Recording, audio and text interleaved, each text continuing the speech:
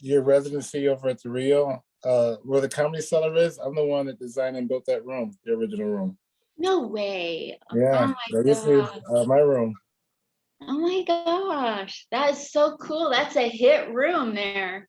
Yeah, Well, let that, me that do was the just that was one. a kitchen Yeah. prior to that. What? So that was a kitchen prior to that. No way. Yeah, that was a kitchen to Prince's restaurant. Oh my gosh, you guys, thank you for coming to Comic Spot. I know most of you watch this after the fact, and that's cool, little voyeurs. I get it. You don't want to get caught watching. I know how you are. But tonight on Comic Spot, I have to mention our sponsor, Aha Broadway. If you're trying to up your comedy game, they got a guy out there in the New York area and on Zoom who teaches children, seniors, and veterans of the military comedy, improv, and acting. And so get on over there and learn from ahabroadway.org. Now for the show. Oh, you got yourself a legend tonight. He just told me something kind of nice, kind of cool.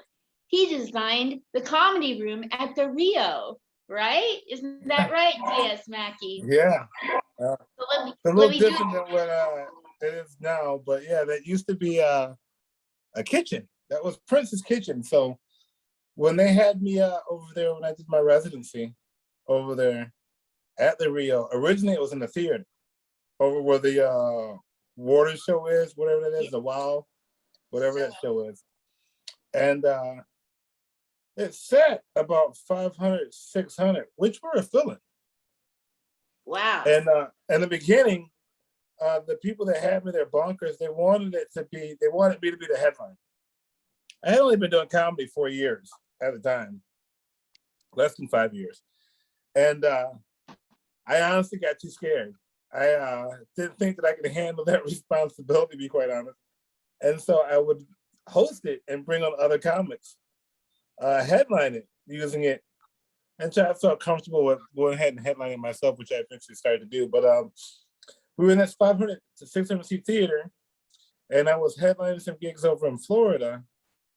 And the main booker, he called me and let me know that he wanted to move the show to 7 days a week. And I told him that I didn't see 7 days a week working in such a massive theater, and that I would only commit to doing Friday and Saturday. And that was what I did. I committed to Friday and Saturday. He got another comedian to do the other 5 days, who I won't mention. Great comedian, legend, actually. And I would sneak in and watch the shows, and I'd see him in his 500 seat theater performing in front of 3 people. Yeah. Yeah. Yeah. I'd be in the press box up there, and I'd just be like, oh my God, like I could never. So I'm in Florida again, doing shows, and I get a call. And the booker tells me that they're condensing the show. They're moving the show to the kitchen of Prince's restaurant, and the Rat Pack, they were taking over that slot, that time slot in the theater. And I was like, well, I quit. Like, I'm done. Like, I'm not going from a 500 seat theater to a fucking kitchen. I was like, no, I'm done. And I fully intended on breaking contract. And I went home and had a dream on how to set up the room. And the staff, God bless those guys over the Rio, they were working that room. They were amazing. But they came to me because they didn't want me to leave either. And they told me that, well, first they came to me and told me that they would design the room any way that I wanted to design the room to keep me there. And I was like, I'm done. This is it. Let's say I feel wells. But that's when I went and had a dream on how to design it. I had a dream that same night. And I came back the very next day and drew it out, big white paper. And we went in there every night. I would go in there with them after shows late night, 2, 3 o'clock in the morning. And we redesigned that room and turned Prince's Kitchen into a How long comedy did it room. take? How long did it take to redesign it, Diaz? I designed it within a night. Now it took about a week and a half, 2 weeks to finish building it, but I designed it in the night. Wow. And then Eddie Griffin came in and did a guest set there, liked it, and that's when he started his residency. Wow. Yeah. That's so cool. Well, while you're taking a sip, I'm going to read the intro that you supplied to me. Here tonight on Comic Spot, you get to hear the life and legacy of Diaz Mackie. Who is he? Well, let's just read about that real quick. He's had multiple TV appearances, 15-year comedy veteran, was a judge on Bill Bellamy's Who's Got Jokes. Oh my gosh, we got to find out about that. Handpicked by Rob Schneider to be on the show Real Rob on Netflix. Oh my gosh, Rob Schneider. He recently filmed a show, 24 Hours in Vegas, as well as recorded a half-hour comedy special, and also just started a podcast that I'm excited about. The Other Side is the name of it, with Wendy Kay and Diaz Mackie, streaming on multiple platforms.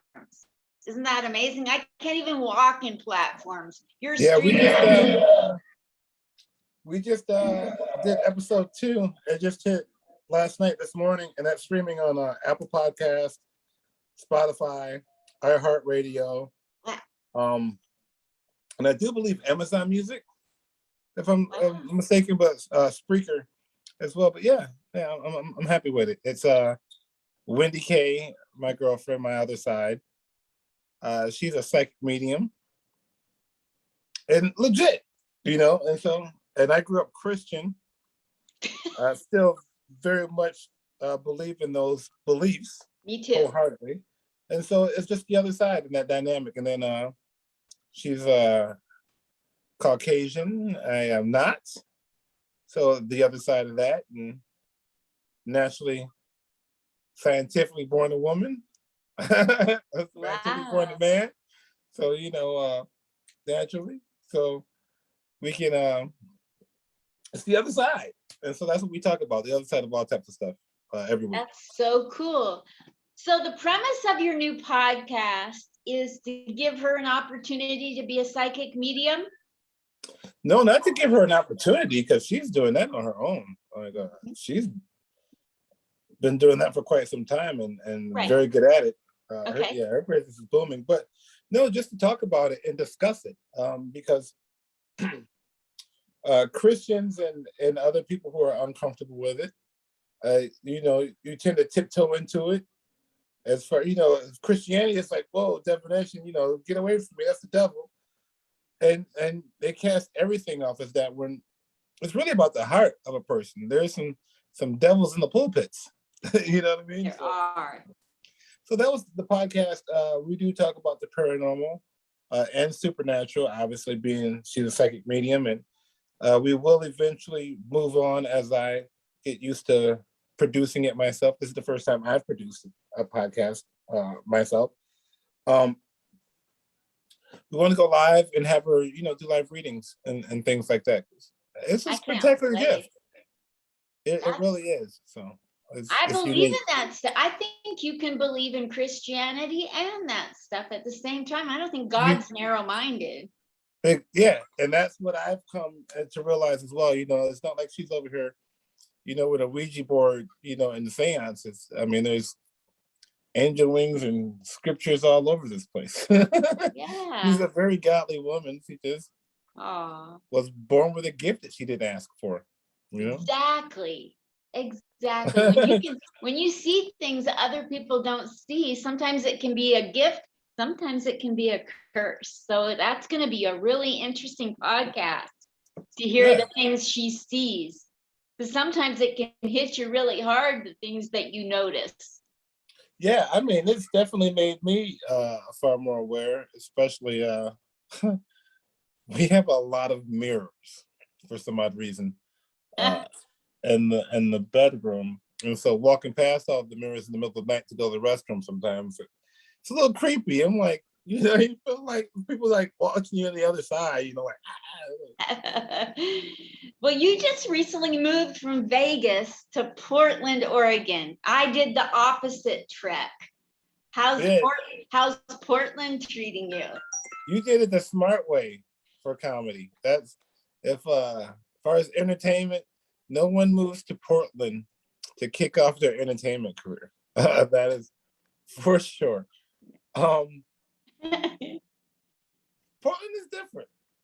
I That's knew it was going to be different. I didn't expect, which I should have, to run into some of the difficulties that I've run into, because the initial greeting and reception was very warm and welcoming. But I seem to have a thorn in my side that just is a little thistle. Someone who likes to leech off of me and garner attention, while at the same time trying to destroy me.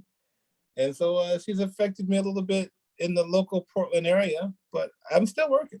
I am headlining a show in Springfield, Oregon in October.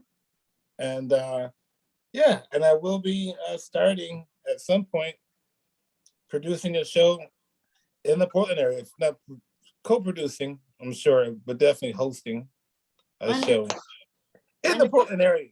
Well, I'll be bringing some very. I wanted to say, you might not want to talk about it, but before we go into all the things you've done in your comedy life, I want to make a PSA on your behalf. May I? Go for it. Okay. I want to say that people in comedy need to quit bringing up trumped up charges of things that you feel or talking about things you heard from somebody else. And I don't believe charges against people unless they're from on a police report or they've gone to court and they were found guilty.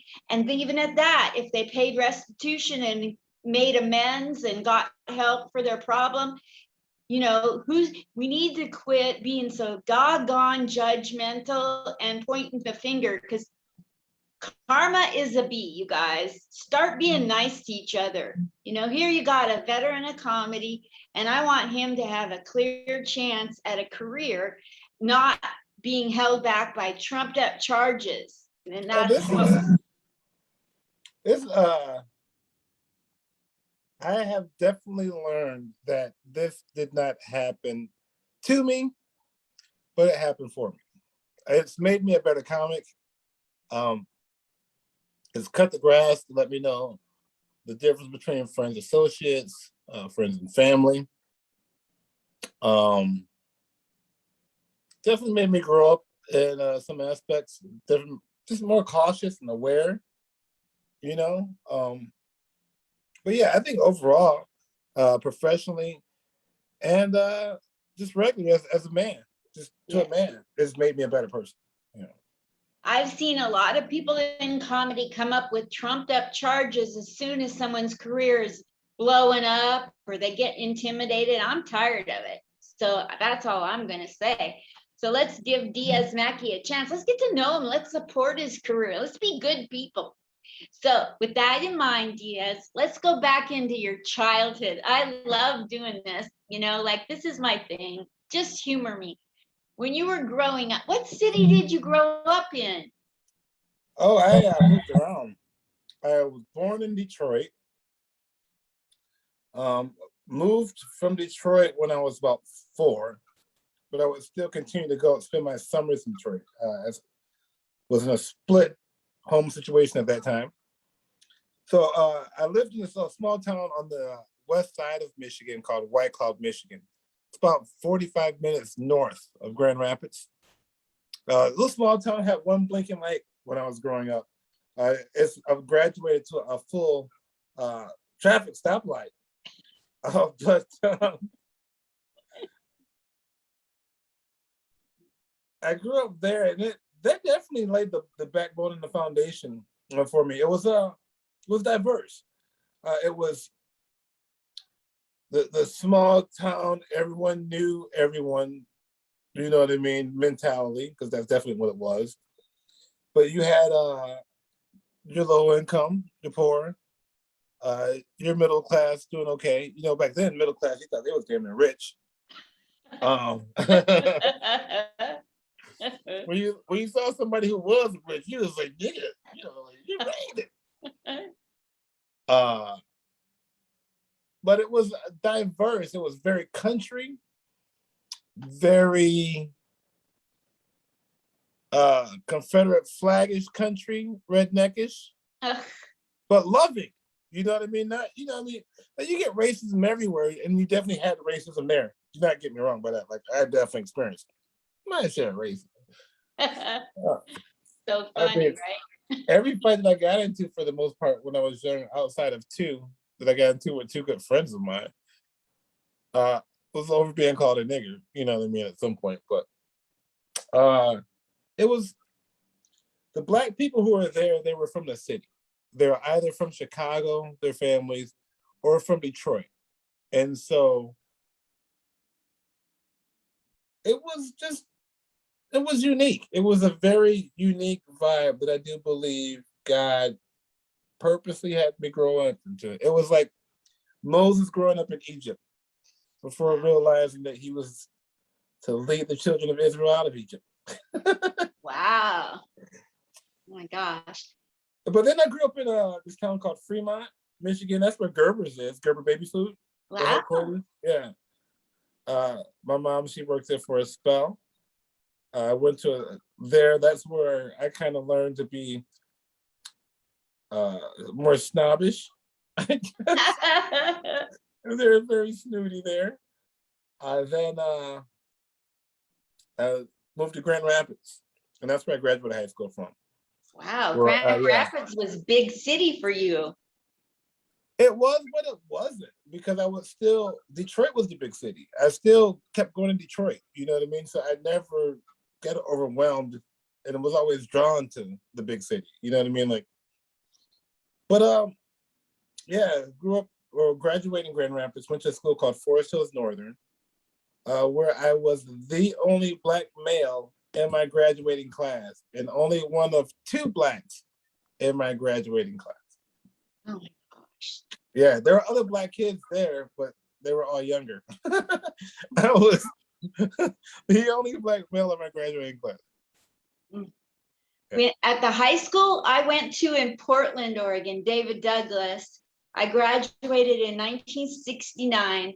We had one black family, and he went on, and Claxton Welch was his name, class of 66. He went on to the Dallas Cowboys. So take that, white people. Yeah, class of 66. I swear to God, you graduated in 96, and even then. Yeah. So yeah, it was Portland has a really bad racist past. Oh my gosh. Oh yeah, yeah. I went to some museum house over by some haunted shit and saw a very racist history where they fucking burned a whole side of town because they were black. Yeah. And they flooded the Delta Park area in 1938. They had the Vanport flood just to flood out the black people. Yeah. That's what I meant. I said burn. I meant flood. They flooded them out. They did. Yeah, they sure in the fuck did. Yeah.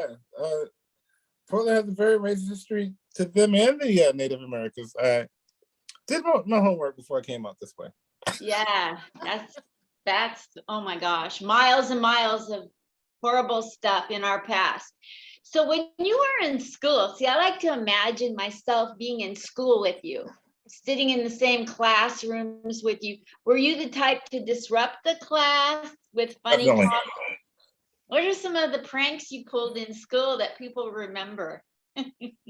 Oh God, I was a class clown for sure. I don't know. Probably mocking teachers the most. Very defiant as a kid in class. I used to sign everybody's yearbook, or not yearbook, because everybody does that.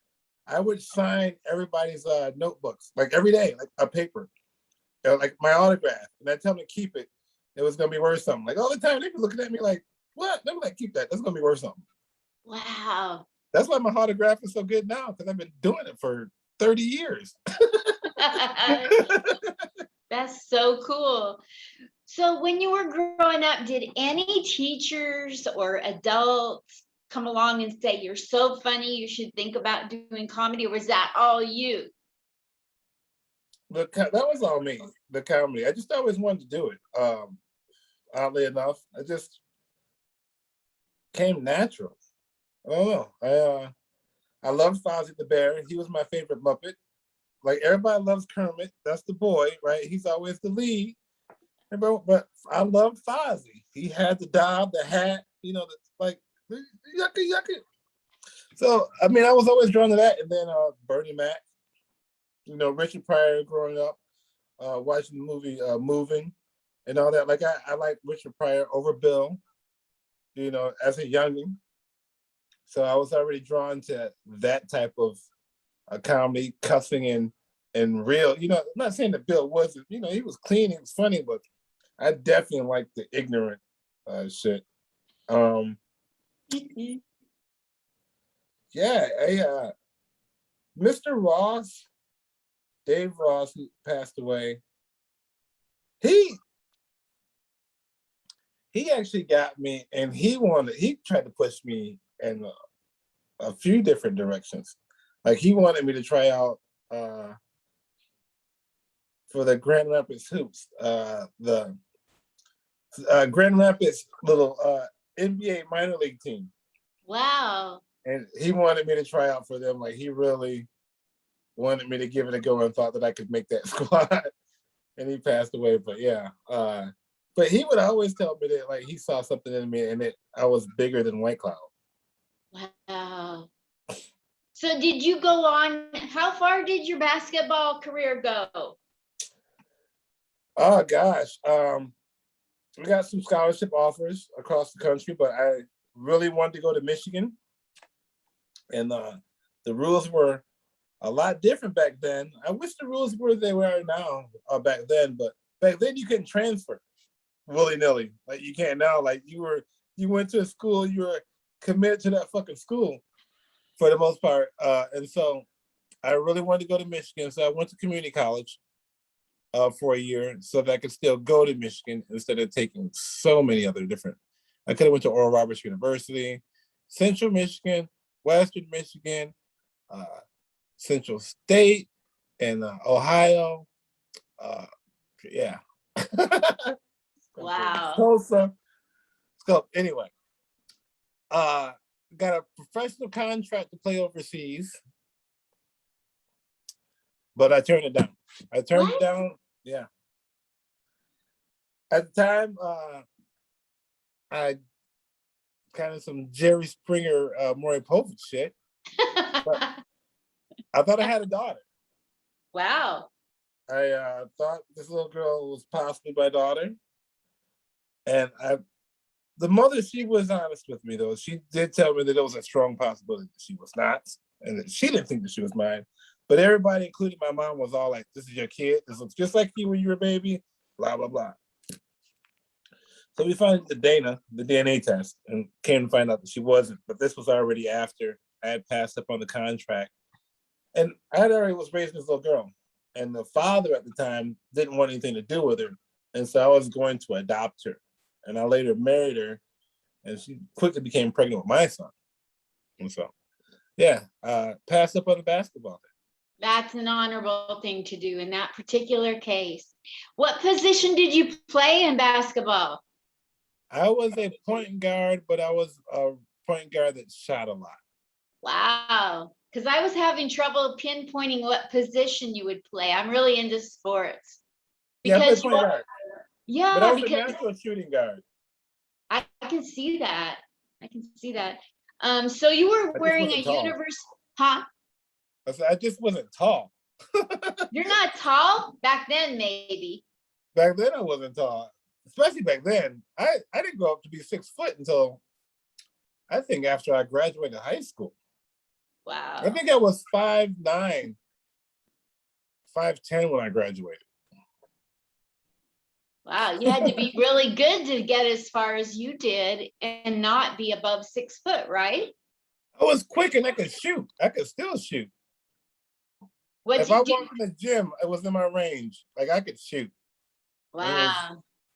You know, some of those basketball players can shoot a basket from the men's room.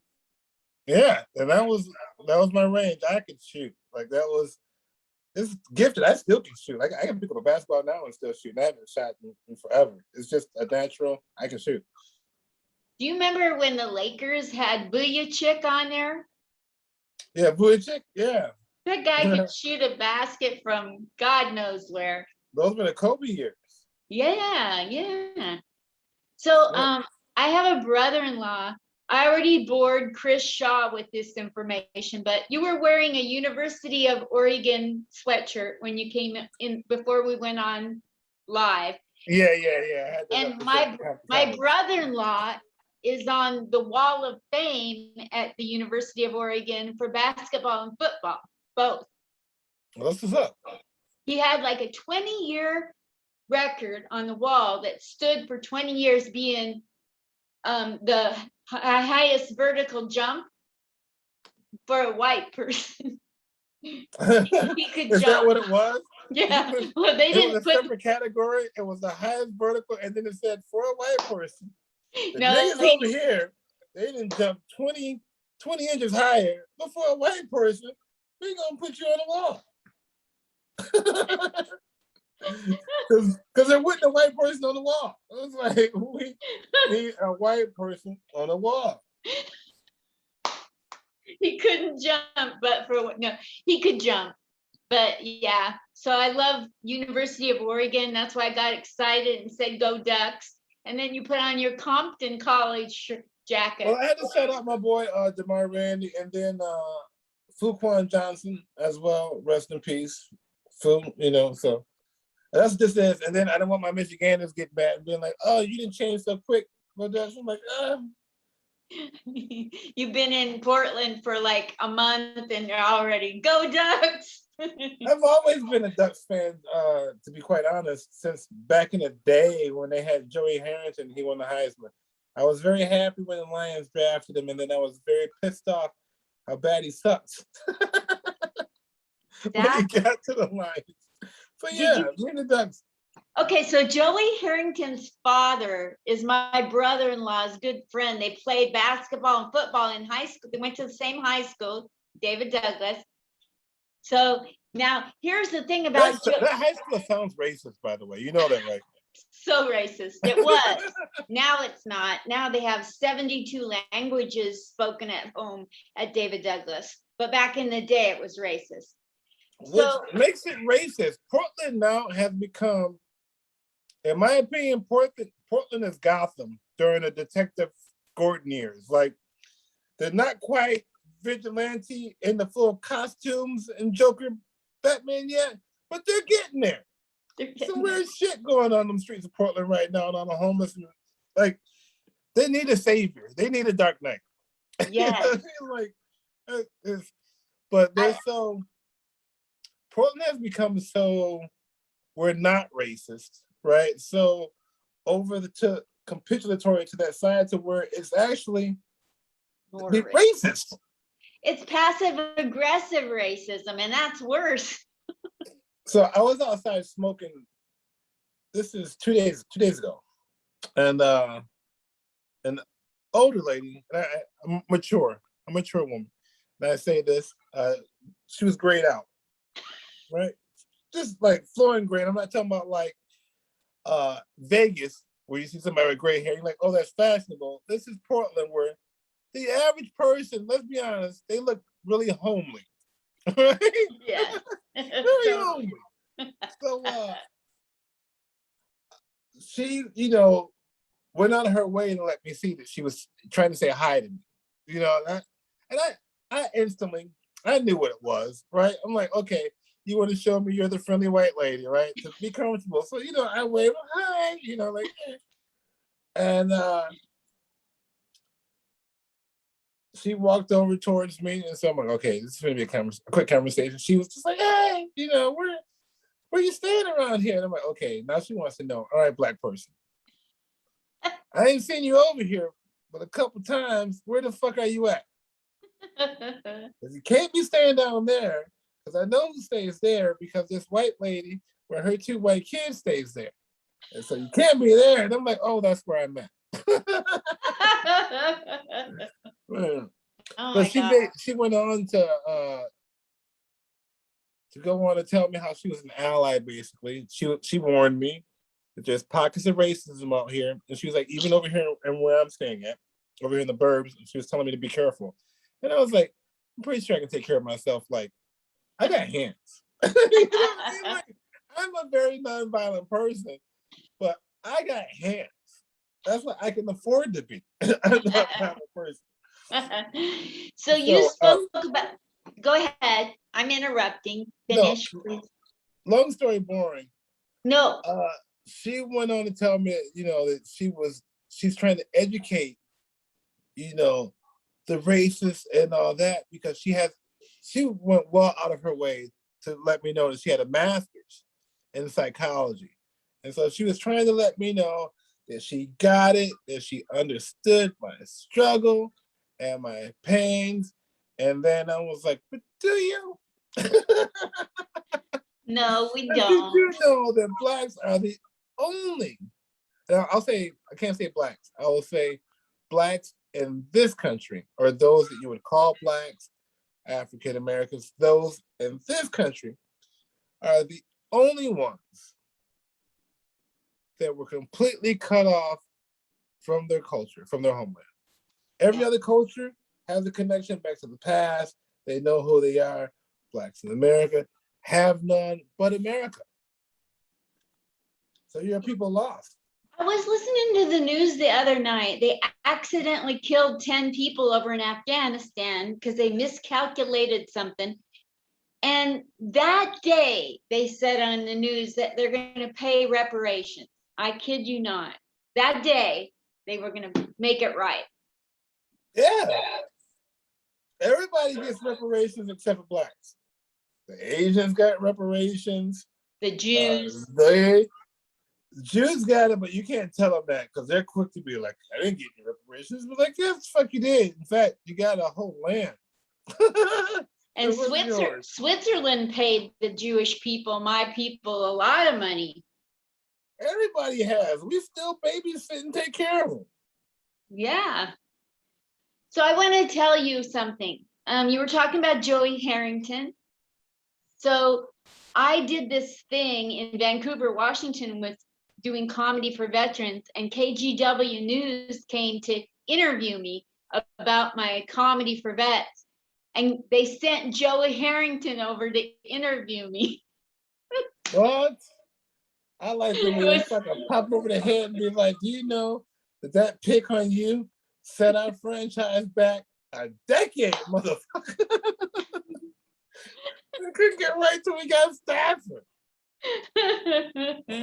Oh my gosh. Yeah, good old Oregon, man. Then we got the legacy there in Oregon of Chip Kelly with football. But he was good there. He was good there. Now he's giving away all the trade secrets to UCLA. I mean, no, Chip has he's changed a lot. The NFL changed him. That failed 2 stints. He got a little cocky, and then his first few years in college was humbling when he went back. It was very humbling. He's a different man. I root for Chip now. I didn't like him at first, but now I root for him. I'm like, all right. I think so. I think you're right there. So you go through high school. You're funny. You get in trouble. You tell people that here's my autograph. It's going to be worth money. And one day you decide to go up on stage and do comedy. Tell me what happened when you decided to go perform comedy. How early did that happen? What was it like at the beginning? That happened way later in life. I think I lived 2 or 3 different lives before I finally stumbled into going up. I I moved from Michigan to Los Angeles to act. Yeah, it's chasing a dream.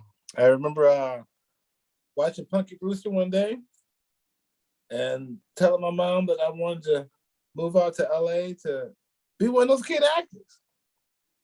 And my mom was like, I remember this to it like verbatim, but she was like, be realistic. And I was like, all right, like, I want her to move us there. And so, but that was always in the back of my head. And so I knew that I always wanted to go do that. And I did that. I was there for a little bit. The person I moved out there with, a friend of mine, he wanted to go back to Michigan. Right? To me, I think it was jealousy that he wasn't getting the callback work that I was getting. But to me, it made sense. And I was like, just get behind this win and be my manager. You know what I mean? Like, that was my attitude on the whole thing. But he wanted to go back to Michigan. I was like, I'm not going back. I was like, drop me off in Vegas and I'll figure it out from here, how to get back to LA. And it's pretty much what happened. I was in Vegas 2 years. I was working a regular job. I was a trainer, a customer service trainer for DirecTV. And they were flying me all across the country, opening up different call centers and shit.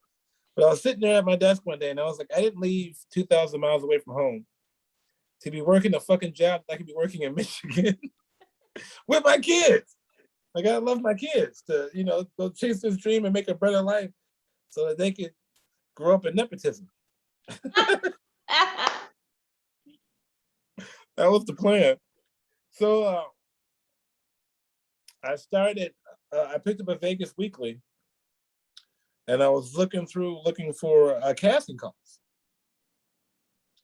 for any background work, commercial work, anything. And I came across an open mic. And I was like, whoa. And it was like comedy. And I never knew that was how you got into it. Like, I had no clue. I wanted to do comedy.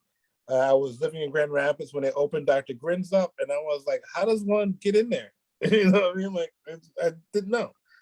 I had never been to a comedy club. So I called the number. It was Matt Markman who answered. And he told me that I was booked. And it was like a month out. And because he used the words booked, I felt like it was a commitment. And because it was so far out, although I did no prep work, true to form. I don't know if that's genius or laziness, probably a combination of both. Probably a little bit more laziness. But I didn't write not a joke. Didn't prepare, didn't do anything, didn't think about it. Just like completely put it on the back burner until like the day before or whatever happened. And then kind of stressing out. I was like, oh, what am I going to talk about? And then I was like, you know what? Fuck it, whatever. And then wasn't going to go. Was getting ready to blow it off, to be quite honest. But this lady that I was dating at the time, and two other friends of mine, they were like, hey, you gonna go to the show? And I was like, fuck it. Like, why not? Let's do it. And the four of us went. We got there. I kicked him out of the truck. I smoked a blunt to the head, which means by myself. I listened to Lloyd Banks' 1970 something and just visualized myself on stage and went up. But in that month's time of before I went up and freestyled my act, the only joke that I told that was halfway written was my Steve Irwin joke about Steve Irwin looking for crackheads. And the only reason why that was halfway written is because I had wrote that as a sketch well before I had moved to Vegas. And so that just popped in my head to close with. Like, I naturally came up with a closer without having any idea what the fuck a closer was. You know what I mean? Like, and I've done that my entire comedy career. Like, I've naturally done stuff. And then when I've learned the technique of comedy, realized that I naturally did that. You know what I mean? Like, it's been God. Just a natural at it. Yeah, Joe Lowers, that first night, I bring him up because he's the guy who created and runs the World Series of comedy now. He went up maybe 2 comics before me, and they gave him a grandiose intro that he had been doing it like 13 years at that time and all of that. Because Gooch, Markman, all those guys, Hilder, they all been doing comedy like 5 or 10 years longer than that. Wow, Brent, I yeah. wouldn't know it. Oh my gosh. And Joe Lowers, he came to me after the show and he asked me how long I had been doing it. And he told me I was really good. And I was like, this is my first time. And he goes, bullshit. Everyone around here is pretty cool. You don't have to pretend like we all get along here. Da, da, da. How long have you been doing it? And I looked at him and said, this was my first time. And he looked at me, he cocked his head and said, I'll never forget it. Because I ran right up to my girl. He patted me on the back and he said, I hope to see you around. And walked away. And I walked up to my girl and was like, babe, that dude thinks I'm a professional. He thinks I was like, I can do this shit. And that was, what's that? That is so cool. This is my Joe doesn't even 728. know that story. This I is my really told Joe that 700. story. This is my 728th interview, and nobody has ever said that. Really? Yeah, special you are to hear that from someone. My gosh. Yeah, Joe probably has not even ever heard that story, but to all the people who hate me in Vegas, Joe is the one that's responsible. He was the one that, because my personality, honestly, had I bombed the first time I went up, I'd have never done it again. That's the reason why I don't play the saxophone, Linda. I have wanted to play the saxophone my entire fucking life, right? Wow. When I was in 6th grade, 5th or 6th grade, I picked up the saxophone in band, blew into it one time. Nothing came out because anybody who plays the saxophone knows you can't just blow into a saxophone. You have to form your lips. But I didn't learn it until later. Even though I got a lisp, I wonder how good I could have played it.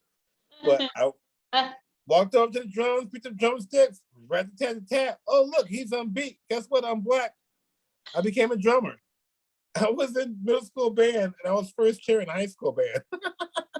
Wow. But I joined it to play the saxophone, which I still can't play to this day. Oh, man. Well, let me ask you about 15 years of comedy and being able to be a judge on Bill Bellamy's show. That must have been so surreal. Or have you appeared with so many comics that it's just another gig? I think when I was a judge on Bill Bellamy's show, I think I'd only been doing comedy like 2 or 3 years. Wow. Oh my gosh. So I had been doing comedy 6 years. Or not 6 years, 6 months. 6 months. And auditioned for, I do believe it was, I don't know what season it was, but I auditioned for Last Comic Stand. Ant was one of the judges. And to date, the fashion of the time, I was wearing a Von Dutch trucker hat, Von Dutch jeans, and a sports coat with the jeans, and yeah, I had my little look going, my little swag, and a very gaudy belt buckle. And Ant was walking by, and I go, that guy looks like Ant. And he heard me, and he turns around and he goes, I am Ant. And I go, well, I guess that's why you look like him. And the lion laughs, and he goes, oh, he walked over to me and goes, oh, you think you're a smart one, huh? And he goes, I got something for you. And he went, and he left, and he came back with Bill and the cameras. Like, I was on one of the seasons of Last Comic Standing. I never use it, never say it or whatever have you, because like when the intros, I'm not on, you know what I mean? Like, but they used it in that shit. And so Bill came up to me and he liked my swag, my outfit. And so he was like, I look forward to seeing you in there. And they cut the line 3 people in front of me. Yeah. Yeah. And Blue Iris from the Howard Stern show. Yes. Tried to fuck me in her tent. So crazy. Oh my God. I met a couple of really good friends from that trip though, but yeah, well, who could testify to it? And there's a picture of Blue Iris like kissing me, but yeah, she tried to get me to come in the tent, but she may she rest in peace. I had no idea who she was. I'm like, who is this lady with this blue hair? They're like, that's Blue Iris from the Howard Stern show. Like, they're like, dude, you should go in there. I'm like, maybe you don't get the fuck away from me, this old ass lady. But yeah, so years later, I'm just walking on the strip. I think I may have been doing a show for LA Comedy Club. Like they may have been over at whatever inside Planet Hollywood in Cabo Wabo. I was over there for some odd reason. I had to be because you don't go on the strip if you live in Vegas, unless you're working or you got family and like you don't go on the strip. Yeah. So I bumped the bill, and he recognized me. He was doing some show, and like we just chopped it up, and I was like, oh cool, like I had made an impression on him. So then fast forward, like I think a year later, he's doing the Who's Got Jokes in Vegas. And they asked me if I wanted to be on the show as a contestant. And me jokingly, because I was turning them down for real, because I was like, no, because I was like, contest aren't for me, because if I don't win, I'm going to be pissed off. And I didn't think I would win. You know what I mean? Like, I was honest with myself. Like, I was like, oh. And I was like, no, hell no, I'm going to be in your contest. I'll be a judge. And he was like, okay. And I was like, oh, okay. Wow. I got to be a judge. What was it like being a judge?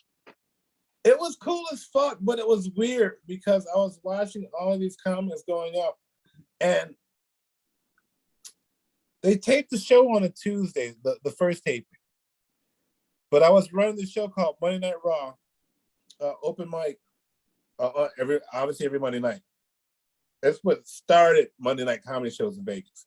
Wow. Mondays in Vegas used to be dark. I was the first one to ever do a Monday night comedy show. And when I started, they all told me it would fail because it was Monday nights. Yeah, we changed the game.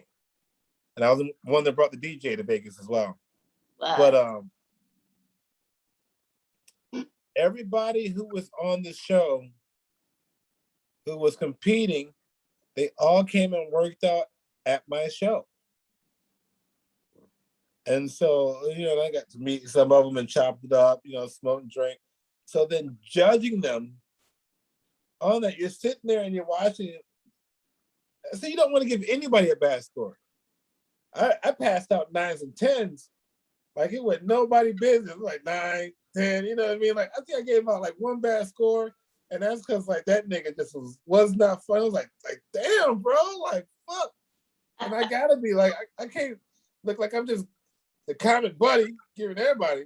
So, but and I can't remember her name right now. Fuck her real name, but she was on the Steve Harvey show. She was the principal on the Steve Harvey show,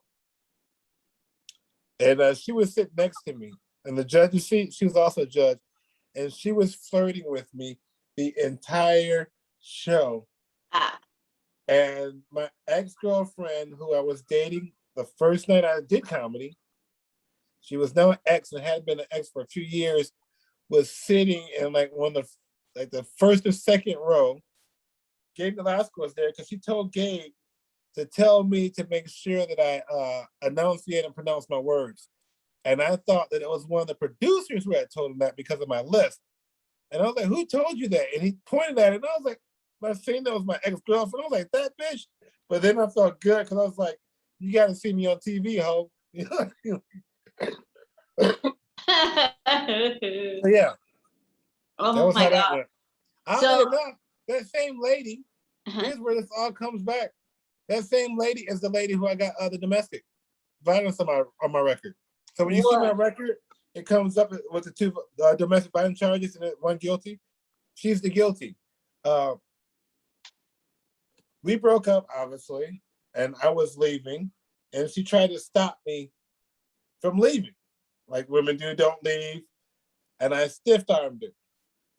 I was in jail. I got arrested. When I got arrested for it, I got arrested jaywalking with Penny Prince. Penny had jaywalk, and I was like, "You can't jaywalk in Vegas. You'll go to jail." And he made it across, and I was like, "Fuck it," and jogged across the street. And as soon as I crossed the street, boop boop, had weed on me, and pulled the weed out of my pocket, and then read my name, and it was like, I had a warrant for domestic violence, and I was like, "What?" Oh my gosh! I'm like, "You're kidding me!" I was like, "I've never hit the woman in my life. What are you talking about? What?" And he asked me if I had lived in California, and I was like, "Huh?" And I was like, "Are you sure you have the right Randolph?" I was like, "Because I'm the third." I was like, "My father's a Randolph." Now, he's never been out to California. Not that I know of, but I'm like, nigga did beat women. You know what I mean? Beat my mom. Oh my God. Which is why I went. So they were like, "Well, we gotta take you in just to make sure." And I'm like, "All right." And there was 1 cop, it was 2 cops. 1 cop was being a good cop, the other one was being a bad cop. And he was like, and the good cop told me, he was like, "My buddy has a hard on for you." He was like, "He doesn't like women beaters." And I was like, "No, it's shitty." He was like, "Yeah." He was like, "So he's probably gonna put these cuffs on you real tight, but you let me know so I can loosen them up." Which he did. Like he cut into my wrist. He came in, he loosened them up. He took the weed and he put it in his pocket. Because I had some really good weed. Like he opened up, smelled it, and I saw him put it in his pocket. And I was like, "Yeah, I'd have kept that weed too." Penny will tell you. Ask Penny Prince. It's Wow. Holy sweet. So and he tells me, he goes, "I'm sure it's a mistaken identity." He was like, "You'll go to jail." It was late because we were going to open mic. He was like, "You'll probably go to jail before the judge in the morning. They'll let you out. Here are you." I go before the judge, and they're reading the charges, and she can tell that I have no idea what the fuck they're talking about. Like she can see it on my face, and so she's like, "Okay, well, we'll come back tomorrow." And I'm like, "What?" Like, and so they kept me for another day, brought me back the second day. I was going through it, and she could genuinely see that I had no fucking clue what she was talking about.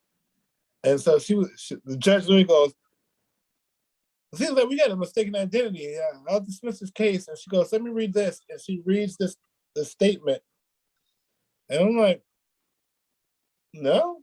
And she reads the name of who wrote it. And I go, "What was that name?" And she goes, "Anisha Tippins." And I go, "Really?" And she goes, "Yeah." And I go, she goes, "Do you know her?" And I'm like, "Yeah, I used to date her like 3 years ago." And she goes, "Do you recall this incident?" I was like, "No." I was like, "No." I was like, "We've never gotten into anything except for when we broke up." I was like, "She was rushing me. I stiff armed her." And she's like a football player. And I was like somebody run up on you? And I was like, "I guess if you want to call it that." And the judge goes, "Well, technically that's pushing somebody." And I was like, "Well, I guess technically I did it." And she was like, "So do you plead guilty?" And I go, "Well, technically, yeah." She was like, "All right." And they let me go. Wow. Well, good for you for admitting what you did. Mm. You And know? then the second one they dismissed because I didn't do it again. Exactly. Exactly. Well, But yeah, I want to know a couple more things. Rob Schneider, talk to me about that thing that you did. You got to be on his Real Rob show on Netflix. How did that happen? This is a cool story. Rob Schneider is like so dope. yeah. So the Latino guy, which I wish I knew his name, forgive me for that. That was in the movie Bruce Almighty. The scene where the monkeys fly out his butt. He's a comic. So he was performing at the Dirty at 12:30, and he was the opener. So he opened up, and then Rob Schneider followed him and was crushing, and then it was me. Wow.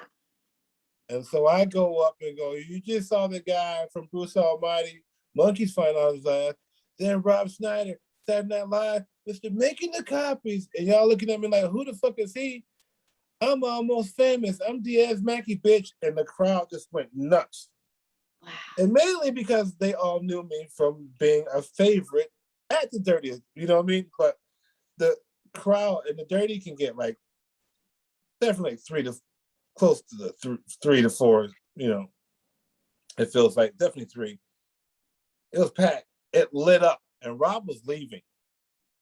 But the attention of the crowd blowing up off of that line made him turn around to see who the fuck I was. That's so cool.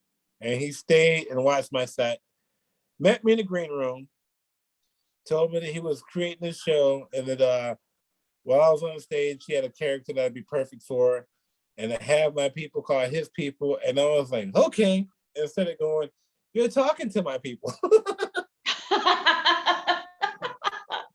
I was just like, okay, thank you. And he told me like how much of the talent he saw. And sure enough, he called me up and told me that he wrote a part for me. And he wanted me to fly out to Orlando. And he described the part and told me I played gay. And I told him, nope. And turned it down. Good. And then he hit me up a couple months later and told me that he was upset that I turned down the role and that I would have been perfect for him, but that he couldn't stop thinking about me and that I had a lot of talent. And he came up with another character for me to play. And then I later saw the role that he wrote for me. Joey Medina plays it in the first season in episode 8. And I was like, that character is not gay. He's flamboyant. I'd have totally played flamboyant. I just didn't want to have to kiss a motherfucker and wear a dress and shit. Hey, I want to know, Diaz, in your 15 years of being a performer, what are some things that you have sacrificed in order to make people laugh? That's half of the question. And the other half, what are you most proud of? Things that I have sacrificed to make people laugh just off the rip. Unfortunately, time with my children. Gotcha. Chasing after the career, being so far away from home, leaving Michigan to do it. That time is sacrificed. What is this? Thinking that idea of I can make it and then give them nepotism and, you know, show them this, which is one of the things that was so heartbreaking and still hard with the whole bullshit that was going on. Yes. Little girl, is because it was like, you know how much I've sacrificed to get to where I got to for you people to try to take it from me. Like, y'all think, you know, it's easy or whatever have because y'all see that, you know, I make it look easy. Y'all see I'm having fun or whatever have, but y'all have no idea the price, the sacrifice, and all that goes on behind and all that. So yes. That the things that I'm most proud of, you say? Yes.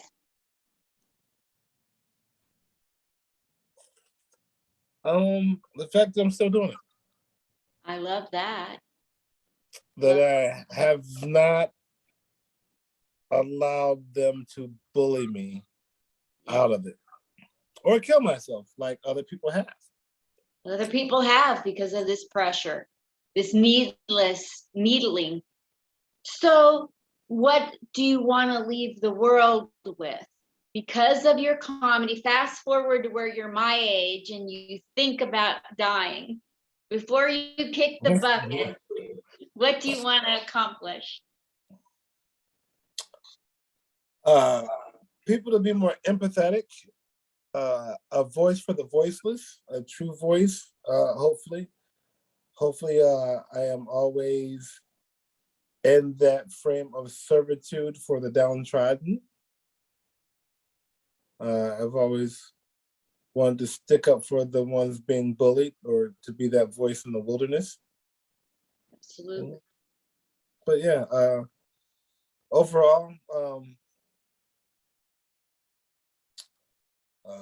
good father, um, loving husband, and a great friend.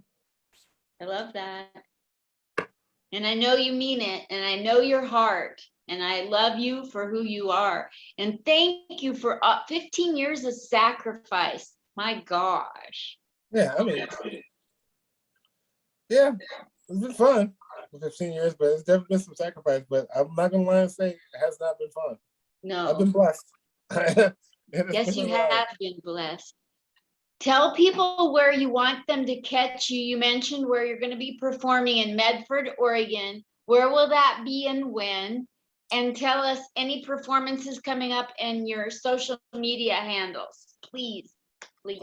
My next show, October 16th, is in Springfield, Oregon. Oh, Springfield. Which is close to Medford, I do believe. Springfield, we'll have post more details on that on my Instagram, Facebook. You can find me on all those at Diaz Mackie, and that's Diaz Mackie. Real name, no gimmicks. On all social media platforms, everything but TikTok, because I'm a grown ass man. On your and then podcast streaming platforms, please, please, please. The Other Side with Wendy K. Go subscribe, listen, give feedback. Let me know how we can make it better, or what you enjoyed and what you didn't. And go to my YouTube and subscribe. And I will be starting my own podcast shortly as well, where it'll be basically politics and all that. And that'll be called Make It Make Sense. wow. That's going to be, you're going to get a lot of material out of that one.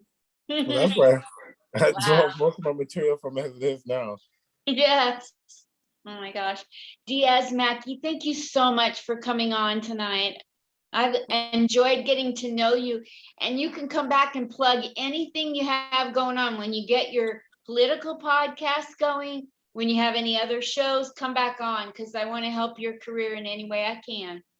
Well, thank you so much, Linda, for having me on. I appreciate you. Enjoy the weather out there. It is rainy and cold here in Oregon already. And again, The Other Side with Wendy K and Diaz Mackie on Spotify, Apple Podcasts, iHeartRadio.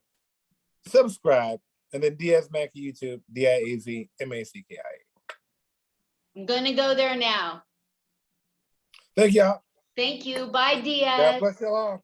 Peace. Diaz Mackie, everybody. Thank you again. Bye. Love you lots.